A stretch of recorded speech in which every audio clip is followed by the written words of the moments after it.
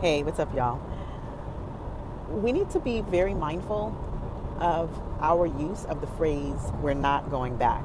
And let me explain why.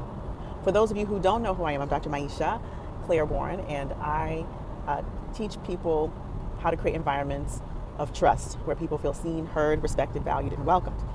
And I do that by teaching them tools and skills of trauma informed listening and speaking. Now, I, of all people, know the sentiment and the significance of the phrase, we're not going back. However, I also understand language, specifically the intricacies and nuances of the directionality and power of our words. So, one thing that most people don't know is that when we are speaking and we speak in the negative, meaning we use words like don't or not or can't, that our brain doesn't process the negative aspect of that.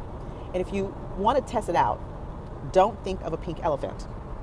Now, if you actually did that exercise, what did you have to do in order to process what I said? You had to first think of the pink elephant. And so when we're saying things like we're not going back, collectively, the directionality of that speaking isn't what we intend it to be.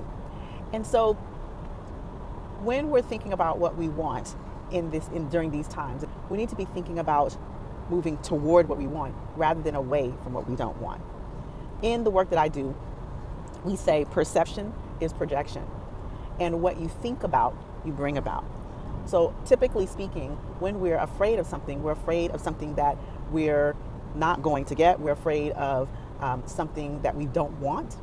When we refocus our minds, refocus our thoughts, refocus our actions, and collectively refocus our language toward what we want in the season, then it keeps us moving forward, right? And yes, there are lots of people who are working in resistance to that outcome, but we need to keep our eyes on the outcome that we want. So just a little perspective from a linguistic and a thinking context, that we need to be careful with our words and what we are chanting up as we are moving forward to a new outcome. All right? This is the work I do in my coaching. This is the work I teach. This is the work I do in organizations to directionalize our thinking, to directionalize our speaking, so that we're always keeping our eyes on the prize and moving towards the outcome we want. Fear can be a powerful driver, but it doesn't always get us the outcome we want. In fact, it can do the opposite. So let us not move forward in fear. Let us move forward in intentionality of word, of thought, and collective action. So we know that we collectively don't want to go back, but let's reframe collectively what we want, understanding the complexities of it all.